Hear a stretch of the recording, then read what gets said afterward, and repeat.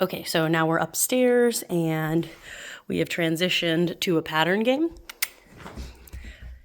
Downstairs, we did our conditioning work, and it got to the point where even between trials and between affections, she was no longer listening for the rain. At first, she was straining her ears when I would stop doing things just to see if it was still raining. After we did some work, she had completely disconnected from the fact that it was raining, did not care, and was just trying to either relax or solicit me to do something with her. So that tells me we're ready for the next step, which is to come up here, do something interactive, and see if she is, again, not straining her ears for the rain. And thus far, that's exactly what's happening. Yes! So we're playing a little pattern game, side to side. Yes! I have 2 reward locations. Right now, it's just this quilt and this bed. It could be 2 dishes. It could be 2 different beds, just 2 of anything. There you go. And what we do, yes, is I'm tossing just some lower value. So it's just some biscuits and some crunched up bees. Yes!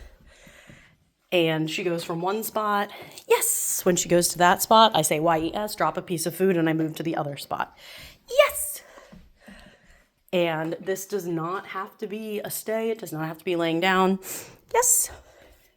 Especially because of her hips, I completely give her the option. At first, she was laying down each time, and then I think she realized that that's not what I was asking for. Yes.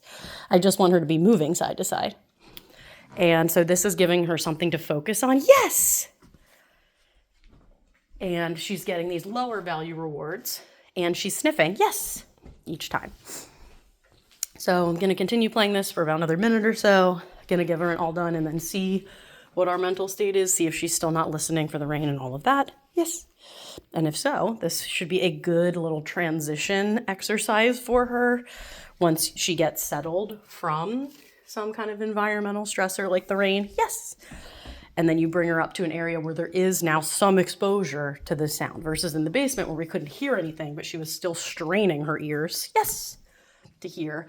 Now we're up here and she technically can hear the rain, but she is not even responding to it. Yes, which is perfect. So what that tells us is her brain is no longer thinking about the rain. It's just thinking about what we're doing, and her body language is signaling safety. Yes.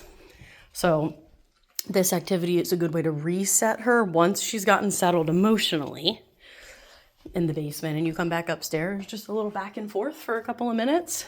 And then in a second, I'll withdraw attention and see what happens. But thus far, yes, she seems completely focused on the activity itself. All done. Okay, let's see what happens now. I'm going to sit down. I'll kind of, oh, Ollie Man's coming over. I think he knows all done. Do you know that we're done feeding when I say that and we're going to snuggle in? I think you figured it out.